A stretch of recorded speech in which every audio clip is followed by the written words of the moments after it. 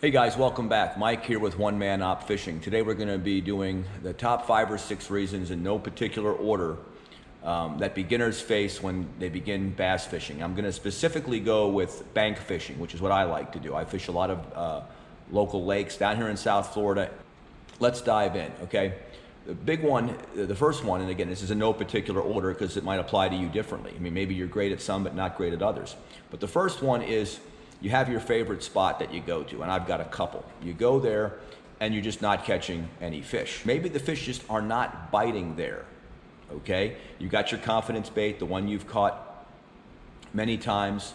You caught fish there many times on it, and you're throwing your Senko out there or your stick bait or your plastic worm or whatever it is you love to use. That's one of my favorites, and nothing's biting. What you could do, obviously, is go to a different type of bait or lure. You know, maybe they're just not biting what you're throwing today. But if you're just getting started, you may only have 1 or 2 to go with. I have caught the vast majority of my fish over the last 40 plus years on rubber or plastic worms, not rubber worms. For some reason, as a kid, I used to thought they were better rubber because they were elasticy. So plastic worms. I didn't start fishing the stick baits until just a couple of years ago. I just stayed with the regular curly tail worm. I've caught thousands of fish on them. So that's my confidence lure. So if you're in a location and you're not catching fish, either if you have the ability to try something different, okay, or just stay patient. You might be at a location for an hour, hour and a half, not catch anything, and then it gets a little lighter or a little darker if you're fishing in the afternoon, and the fish start biting. So patience. Number 2 is, again, it's a saying that's been around a while, but you want to say listen to the fish, okay? And again, that's just a saying. But what does that mean exactly? Well, I'm going to tell you. This, I'm sure, has happened to you, even if you've only been fishing a short time, okay? You're out there fishing in a spot. Maybe you're alone. Maybe there's somebody else with you. And you're casting out. For me, it would say it's a stick bait, okay? I'm casting out. I get that nice slow retrieve going, bouncing it off the bottom. You know, slower is usually better in a situation, especially in the hot summer. But nothing. Then I get it 10 feet from shore, because I'm fishing on the bank, and I start to reel it quicker, and what happens? 5 feet from where I'm standing, up comes Mr. Bass, and he hits the worm right there near shore. Now, what did I change? Now, the bass might have been sitting shallow, or he might have wanted the bait faster. Maybe the presentation was off. And that's what it means when it says listen to the fish. If you notice that you're casting out and the fish are hitting it on the drop. You know, you cast it out, you wait, bang, you get a hit, you set the hook, you reel it in, and then 20 minutes later, you're not getting any fish, but what you're doing is you're just casting it out there, and as soon as it hits the water, you're reeling it back in because you've gotten a little impatient. Therein lies the problem, okay?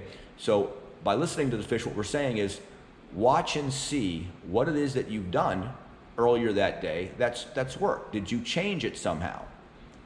You know, are you now reeling more quickly than you were before? Are you reeling slower? Okay? That's all that means. Look around and see, you know, also, what are the fish feeding on? Can you see? What is their main source of forage? Are they eating a lot of crayfish in this particular pond or lake? There's one area where I go where there's a lot of little crayfish, and that's what they love. So that's what I throw. I throw a plastic crayfish or something that resembles it. You might be in a place where there's a lot of shad, and that's what they eat a lot of. You might be in a place where they eat a lot of other bass. Okay, remember, bass are cannibals. They love to eat their own, so maybe you want to throw a bass-colored lure of some kind because they're eating each other, okay? So that's number 2. Number 3, pay attention to your surroundings, okay? Again, if you're bank fishing especially, you might have a nice long bank you can fish from, or you might be fishing in little spots, okay? So you want to pay attention, look around. Is there a bush on the other side of the lake that they might be underneath, looking for cover, looking for shade, okay? If you can walk around the lake, if it's not too long of a walk, or you want to walk around the area that you're fishing in, that's important. This is all about paying attention. What is the structure like? One of the main lakes I fish, which is just 5 minutes from me around the corner, I fish from the side that goes out about 10, 15 feet, only drops about 2 feet. But on the other side, where I'm casting to, it's a shelf. It goes out about 5 feet and then it drops straight down about 8 feet, 8 feet to the bottom. I always fish from that side of the lake to the deep side.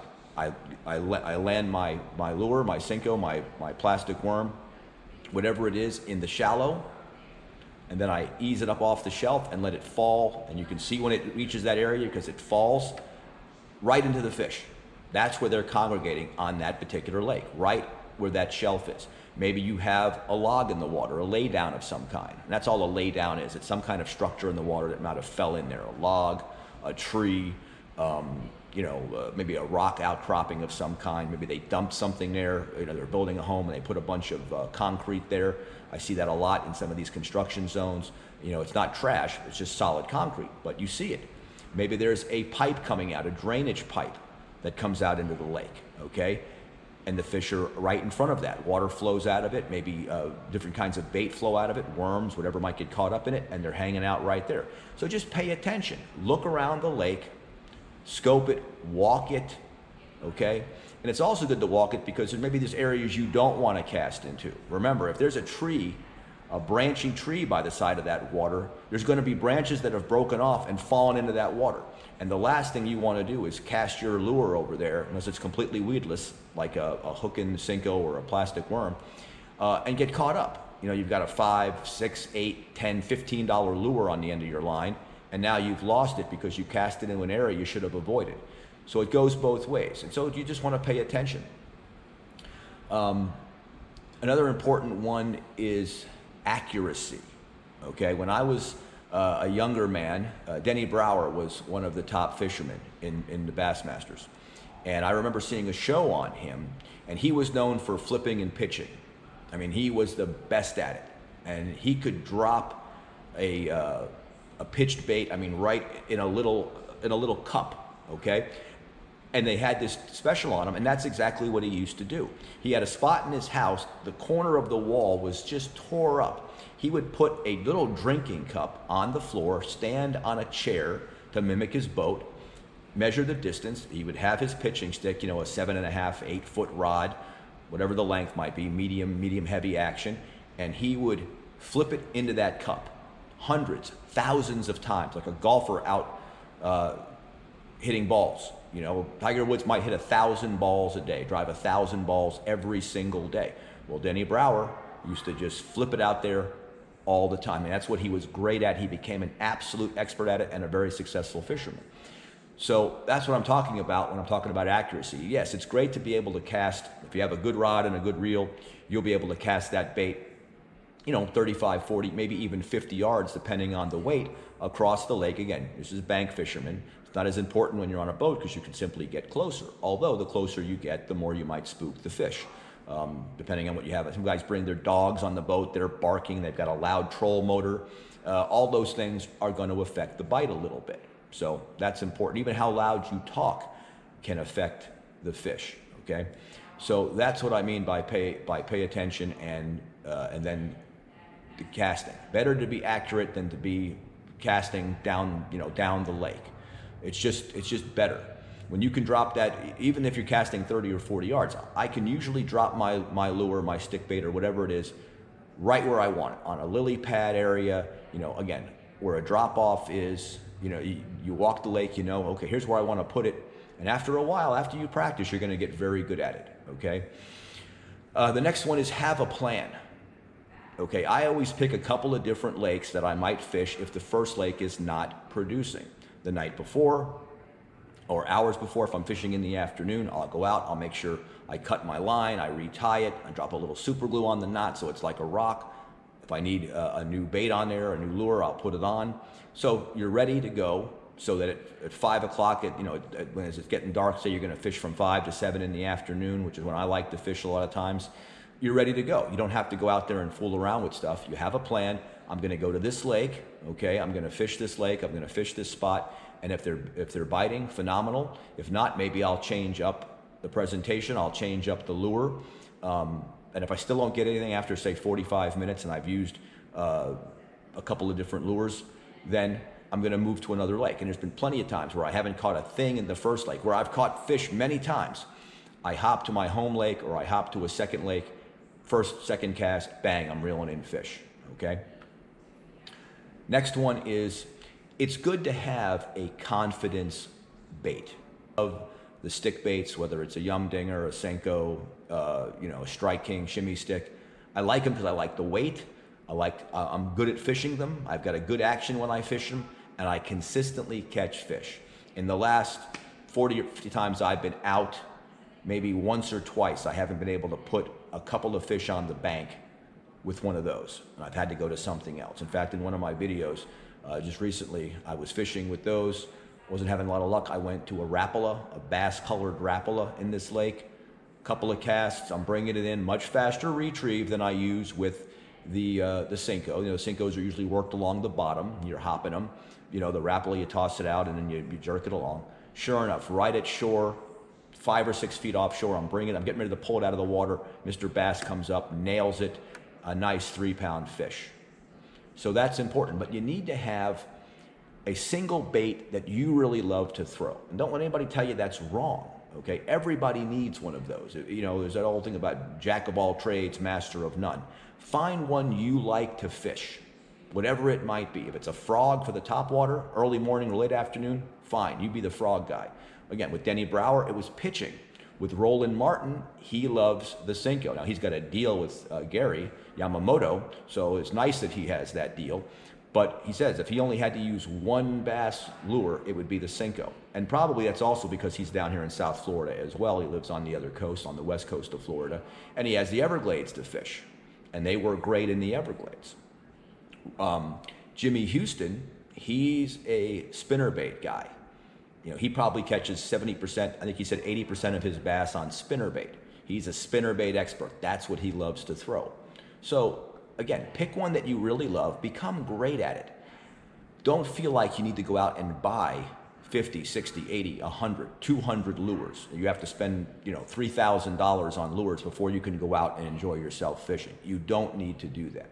To this day, I have one tackle box full of stuff, nothing stored anywhere else. I've got 4 rods and reels, and I can go out and catch bass with the best of them just with that. So find your confidence bait. The last one applies to sort of all of this, and that is you have to have patience. And I know when you're casting and retrieving, patience. If you're working a stick bait, don't just cast it out and as soon as it hits the water, start reeling. I see people do that all the time. They cast it out, they don't let it sink. That's the whole purpose of the stick bait.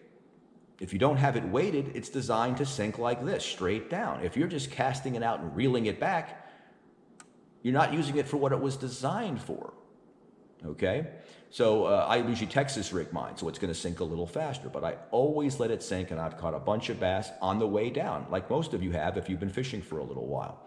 So patience when you're casting, when you're retrieving.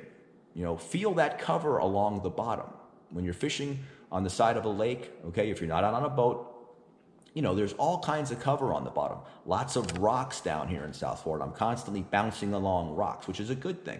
That little lead weight is hitting, it's making a noise, it's sliding a little bit. The bass will see that, it's a little shiny, comes over to investigate, bang, eat your lure, eat your bait. So patience on the retrieve, but also patience in general. We've all been out, again, maybe you're out there an hour, maybe you only have one place to go, you're not catching, you're gonna leave. Maybe a storm's blowing up or it's gonna blow through. You're caught in a rainstorm. After many rainstorms in South Florida, which might only last a half an hour, I've had to go find cover, wait it out, and then I come out and the fishing went from slow to amazing. Why? Because the temperature dropped 20 degrees. One of these big storms blew in, cooled everything down, and all of a sudden the bass are chasing bait fish all over the place. If I had left, if I had been impatient because I got wet or whatever it might be, I would have left, I would have missed out on those fish, okay? But you understand what I'm saying. So I hope these have helped you a little bit. In my videos, I'm always trying to impart some wisdom while I'm fishing. A lot of times I'll talk through some of the casting and that. So if you watch the videos, you'll learn a little bit more. But these are some of the ones. By no means, it's not all of them. It's the top 5 or 6 or 7. I don't know how many exactly I covered, but I hope it helps you a little bit. And like I said, don't let anybody tell you what you should be fishing. You go out and you find something that you love to fish. okay? Because that's what I did, and I became great with it. I am very good with soft plastics. Not as good with some of the other ones. Some of them I don't use at all. I'm slowly starting to introduce more of them, but that's just me, okay? All right, Mike here with One Man Op. You guys have a great day, and I'll see you in a couple days. Thanks.